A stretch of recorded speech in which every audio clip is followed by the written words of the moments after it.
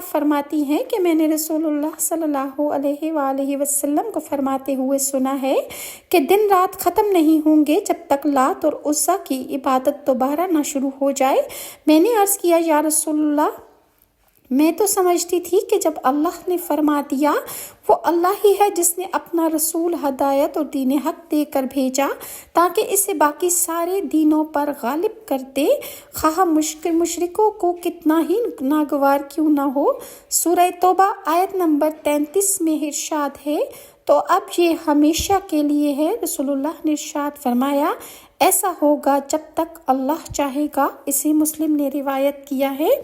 اور قیامت کی علامات میں بدعات کی کثرت، قریب قیامت کا فتنہ ہے۔